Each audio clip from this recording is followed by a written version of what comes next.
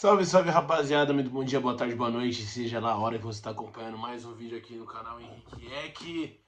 Hoje, nem tanto para falar só de Corinthians, mas voltando com uma análise do nosso futebol brasileiro, dessa 14ª rodada do clássico entre Palmeiras e Santos, o clássico da saudade, que rolou neste sabadão na Riba do Tic Tac, que agora vem aqui no meu próprio canal, para falar um pouco desse jogo que a gente vai dividir em 3 tópicos. Mas antes disso, pedindo para você se inscrever aqui no canal, obviamente, para você deixar o seu like, que é muito importante, e claro, participar conosco. Estou ficando bem feliz que eu voltei com o canal faz 3 dias e o número de visualizações se manteve o mesmo, embora eu tenha ficado mais de um mês parado. Então significa que se eu começar a postar mais e mais e mais e fazer essa pegada de fato, tentar ser de fato diário por aqui, tem muito a crescer. Vou voltar a fazer uns cortes das minhas narrações. Você acabei de narrar o jogo, tá? Peço até perdão. Tô gravando esse vídeo assim que acabou a partida entre Santos e Palmeiras, Palmeiras e Santos. Mas voltando ao assunto desses cortes e tudo mais, para fazer aumentar aqui a audiência do canal, que é sempre muito importante. Então já deixa o seu like, compartilhe com os amigos caso você curta essa análise. Pois bem, Palmeiras e Santos, um duelo que a gente esperava algo diferente do que foi o jogo. E como eu disse, vou separar em 3 tópicos por aqui do que eu enxerguei da partida. Confesso que no pré-jogo, conversava com meus amigos lá da Tic Tac Sports, né, da rádio que eu transmiti, que eu esperava um jogo mais tranquilo pro Palmeiras. O Santos não contando com o Neymar, um Santos que é uma incógnita geral. Você não sabe como o Santos vai atuar. Ele pode ter atuações parecidas como foi contra o São Lourenço, que foi uma partida um pouco mais vistosa do time, ou você pode ter partidas como o Recoleta, jogando em casa contra uma equipe mais fraca e não entregando absolutamente nada. O Santos é de fato uma incógnita, mas vem de passos bem lentos, numa certa projeção com o técnico Cuca. Mas eu quero começar o primeiro tópico, eu vou dividir entre Palmeiras, Santos e arbitragem, tá? Eu quero começar a falar do Palmeiras primeiramente. Por quê? Porque o Palmeiras é o líder desse Campeonato Brasileiro, com um empate chegou a 33 pontos, se eu não estou enganado, eu vou até pesquisar aqui, tá? O bom de estar com o computador na frente é que a gente consegue pegar aqui bonitinho quantos pontos o Palmeiras chegou com esse empate. Deixa eu ver aqui, exatamente, 33 pontos. O dever de casa bonitinho. Só tem uma derrota na competição, são 10 vitórias, 3 empates. Se você pega números assim, você vai falar, pô, o time do Palmeiras realmente é uma máquina, o time do Palmeiras vai brigar pelo título e realmente vai. Mas vamos analisar o jogo friamente. Não só esse jogo, mas pelo menos dos últimos 7, 8 partidas do Palmeiras, desde a sua estreia da Libertadores. O Palmeiras vence porque ele tem conjunto. O Palmeiras vence porque ele já tem um sistema de jogo consolidado há mais de 5, quase 6 anos com o Abel Ferreira. E ele vence por conta disso.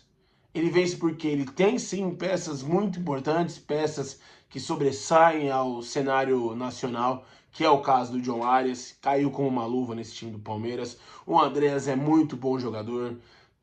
Quem mais pode colocar? O Flaco Lopes, que é, na minha opinião, um atacante comum da bola, mas que funciona dentro de um jeito desse Palmeiras jogar, dessa habilidade que o Abel e também seus auxiliares, lembrando que o Abel ainda está suspenso, não está no banco, foi o João Martins para o banco novamente hoje, consegue fazer esse time trabalhar, tem peças importantes, mas é um time operário da bola. Se você não vai me falar, pô, você lembra daquele Palmeiras de 22, você lembra daquele Palmeiras de 23, que sofreu em alguns momentos, sim, concordo, mas era um time que encantava muito mais, era um time que até mesmo quem não era palmeirense tinha até um certo gosto de ver do futebol bem jogado. Gente, hoje o Palmeiras não é mais isso. Hoje o Palmeiras vence por conjunto. Até vou pegar aqui, ó, desde a estreia da Libertadores. Palmeiras estreia na Libertadores empatando fora de casa com o Júnior Barranquilla em 1-1. Jogo em que se esperava mais do Palmeiras, mesmo jogando fora de casa. O Palmeiras empata com o Corinthians com 2 a mais em Itaquera, 0 a 0. Pô, é um clássico, é uma atmosfera diferente. Você tem 2 jogadores a mais e a principal bola do jogo ainda é no pé da equipe do Corinthians, que o Yuri Alberto perdeu o gol. Depois o Palmeiras vence o Sporting Cristal por 2 a 1 jogando no Allianz Parque, também pela Libertadores. Bom, estreia na Libertadores em casa. O Sport Cristal é um adversário que o Palmeiras, há alguns anos atrás, se eu não me engano, meteu 6 ou 8 e sofreu um tanto para ganhar da equipe peruana.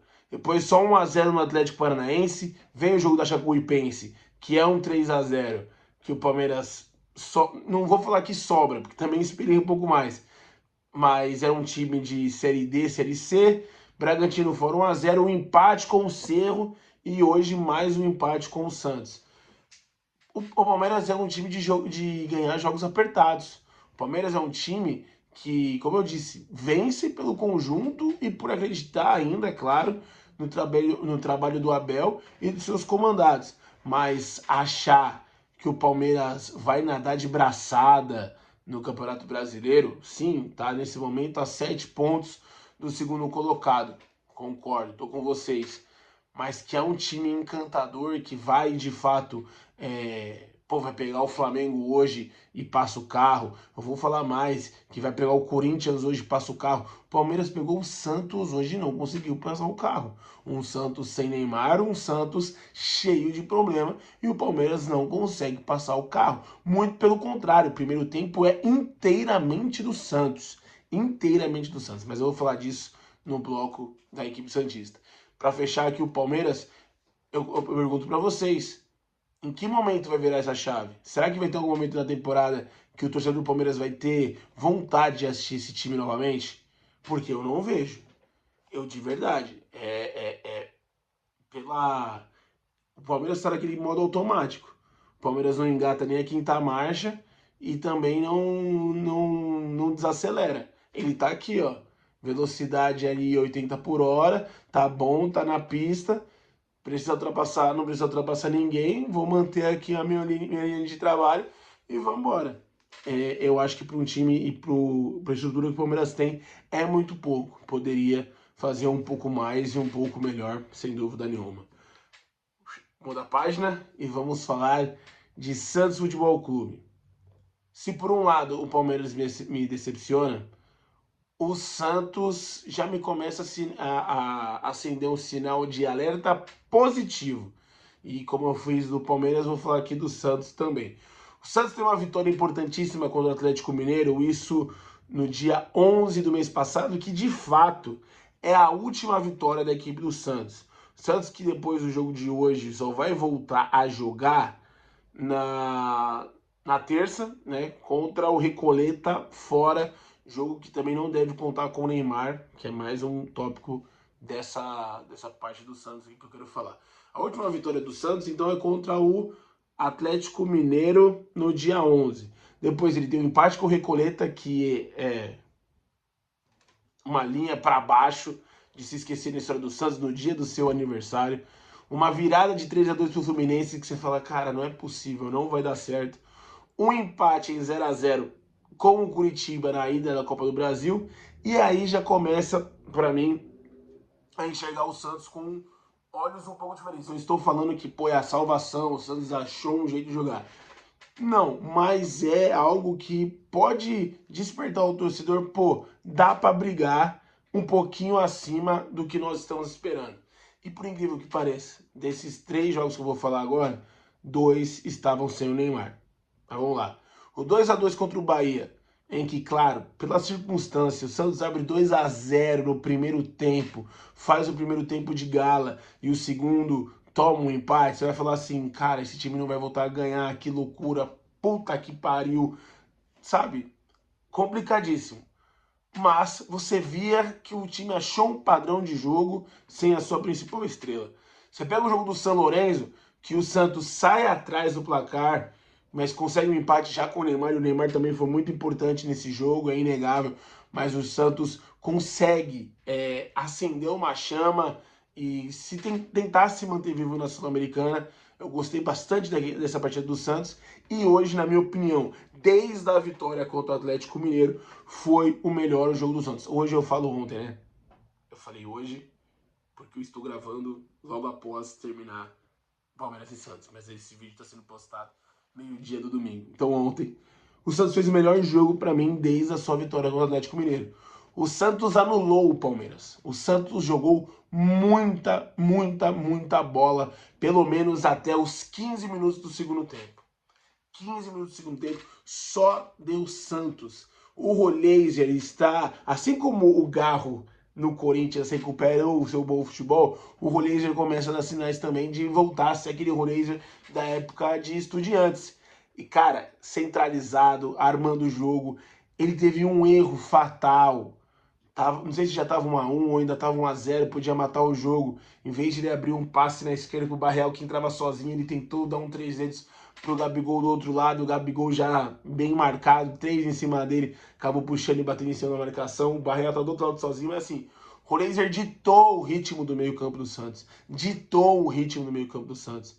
É um jogador que vai ajudar demais. E aí eu volto a falar, ok, o Neymar hoje, né, joga na mesma faixa de campo que o Roleiser, né? Ele está na mesma posição, de fato. Mas dá para jogar os dois juntos. Embora o Neymar não tenha mais velocidade, assim como o Barreal tem, não estou falando de qualidade técnica, tá? Estou falando apenas da característica de velocidade. Hoje quem corre mais, Neymar ou Barreal? Eu acho que é o Barreal que corre mais, não que jogue mais. Pelo amor de Deus, quando se fala de Neymar, a gente tem que deixar tudo com os pingos nos is, senão a galera vira uma loucura. O Barreal corre mais que o Neymar, ok. Mas você consegue fazer um trio ofensivo com o Neymar de um lado, o Gabigol um pouco mais centralizado lá na frente e o Roleiser armando o jogo. Os meninos aí estão fazendo uma baita cobertura, né, na bom tempo, que é um outro jogador que é todo campista, sabe ir para o ataque, sabe fechar uma linha num segundo volante. O Christian Oliva, que dita também o ritmo desse time do meio campo do Santos, jogar muita bola, anulou, hoje tá no bolso dele, Maurício, hoje tá no bolso do Oliva, o Alan no segundo tempo, hoje tá no bolso do Oliva, o Arias de uma certa forma. Cara, o Santos achou. Eu acho que tá faltando uma peça, tá? Nesse quebra-cabeça, que é a posição em que tá sendo mesclado aí João Schmidt e o Willian Arão. Pra mim não jogaria nenhum dos dois. Pra mim tem que jogar o Gustavo Henrique, né? O Gustavinho nessa posição, né? Claro, o moleque ainda tá voltando aí, tá se adaptando, melhor dizendo, ao futebol profissional, mas o moleque cabe ali perfeitamente. Eu jogaria com o Christian Oliva, Gustavinho, Bom Tempo, Roleiser, Neymar e Gabigol. Para mim era esse o meio-campo barra ataque do Santos para o final da temporada. E como eu disse, o Santos melhora sem o Neymar, cara. O Santos melhorou sem o Neymar. Dos 3 jogos que eu falei que já começa a me acender uma visão um pouco mais positiva, claro que ainda está sem vitória, né? O Santos ainda não venceu desde o dia 11, mas já me dá essa visão um pouco mais positiva. Os 3 últimos jogos, 2 estão sem Neymar. E desses 3, o pior, entre aspas, que também foi bom, foi o Santos com o Neymar contra o São Lourenço. Então, que de todos era o adversário mais fraco, por incrível que pareça, tá? O time do Bahia é melhor que o time do São Lourenço hoje, eu não tenho sombra de dúvida disso. Então o Santos jogou melhor que o Palmeiras a boa parte do tempo. E aí nós vamos pro último capítulo aqui, mais uma página virada, e vamos falar de arbitragem. Sim, sem clubismo, vocês sabem aqui muito bem o time que eu torço, mas vocês sabem que a minha análise é sempre muito pertinente, mas sério mesmo que ninguém tá reparando nos jogos do Palmeiras tudo que vem acontecendo? Sem choro nem vela, mano. Pra mim, né, claro, eu torço pro Corinthians, mas pra mim, se o Palmeiras for campeão brasileiro, né, quem vai brigar lá na frente? Cara, sou profissional, tô aqui para analisar, tô aqui pra comentar meu time ou não, tô comentando 2 rivais e de uma maneira completamente imparcial, mas a arbitragem tá de brincadeira com o que o Palmeiras faz. Gente, mais uma vez o Flaco Lopes deixa a mão, deixa um tapa na cara de um adversário e o VAR não chama. De novo, mais uma vez o Flaco Lopes vai proteger e coloca a mão na cara do jogador do Santos, o Roleiser, numa bola na lateral, se eu não me engano, no primeiro tempo ainda, e o VAR não chama. Não chama. É inacreditável. O outro ponto, primeiro gol do Santos, quer dizer, primeiro e único, né? Gol do Santos ou do Roleiser, vão falar, ah, mas foi falta no começo do lance. Primeiro, a falta é um carrinho que o jogador do Santos dá limpinho na bola. Essa bola, o Palmeiras quase retoma, ele faz um perde e pressiona, o Palmeiras quase retoma, tem um desvio por ali, parece que mudando a rota da jogada, e aí sai o gol da equipe do Santos quase 40 segundos depois. Se você for voltar 40 segundos antes da jogada, porra, não vai ter mais futebol, não vai mais sair gol. O tanto de bola que vai ter sendo invertida com uma cobrança de lateral e tudo mais, é loucura. O gol do Palmeiras, o primeiro invalidado, o gol... quem fez aqui? Tá anotado aqui. Oh, meu Deus do céu. Eu ia falar o gol do Alan foi o anulado, né? Foi o gol hoje do... Oh, meu Jesus... Do Flaco Lopes. Centroavante, do Flaco Lopes. Pra mim é irregular. É irregular. Que diferente do gol do Santos, a falta é no começo do lance e o Alan não toca na bola, ele toca só no jogador do Santos. A imagem é nítida, clara. E é o que eu te falo. No gol do Santos, que ao meu ver tinha sido completamente legal, o VAR demorou quase 2 minutos para ver. O do Palmeiras, o VAR não demora nada para validar o gol. E é mais duvidoso ainda. E precisava de mais checagem ainda. E, meu, é uma pressa pra se validar o gol do Palmeiras, mas é uma pressa absurda. Mas aí você vai falar, ah, mas e o gol que foi anulado do Palmeiras? Mais uma vez, dessa vez achei correta a anulação da arbitragem. E tinha duas coisas. Além do toque de mão, que se você for anular pelo toque de mão, eu já acho errado, tá? Se você for anular pelo toque de mão do Arias, o gol, eu acho completamente errado. Porque raspa na mão, não toca na mão, ela raspa na mão. Só que mesmo assim, tem o jogador do Palmeiras impedido, não sei se é o próprio Arias ou é outro, ou é o Paulinho, que tá impedido no lance e atrapalha o campo de visão do Brasão.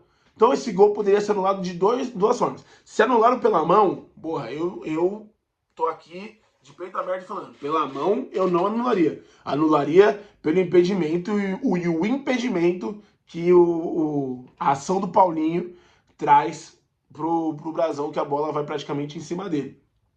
Então, e o Klaus estava querendo correr. Não, vou validar. Ele tem que olhar o VAR, e aí quando ele olha, ele fala, realmente não tem o que fazer. Ele anula o gol do Palmeiras, o gol que seria da virada. Então, é algo que a gente tem que ficar de olho. Não apenas pelo que aconteceu no Clássico, as duas expulsões e o Flaco Lopes, que começou aquela treta com o Mateuzinho, não ter dado nada, as punições que o STJD deu ao Corinthians e branda para o Palmeiras, as decisões do VAR chamam muito a atenção em favor do Palmeiras. Eu não estou aqui, porque vai que o STJD também me bloqueia aqui no YouTube, né? Tem que ter muito cuidado, eu não estou aqui cravando nada, mas a percepção que se dá é essa. A percepção que eu tenho é essa. Quero saber de você que você concorda do que eu falei sobre o Palmeiras, do que eu falei sobre o Santos, do que eu falei sobre a arbitragem por aqui. Neste domingo, hoje narro pela Rádio Coringão, Mirassol e Corinthians. Amanhã, né? Vulgo segunda-feira. É amanhã então, tá certo. Vulgo segunda-feira. Eu volto aqui para trazer análise desse jogo para você. Na terça tem conteúdo sobre Copa do Mundo por aqui. Então, para você que gosta da minha opinião, que gosta das minhas análises, já vem chegando no canal, se inscrevendo, deixando seu like e, claro, participando, deixando seu comentário por aqui. Beleza? Um forte abraço a todos, fique com Deus, até a próxima. Tchau!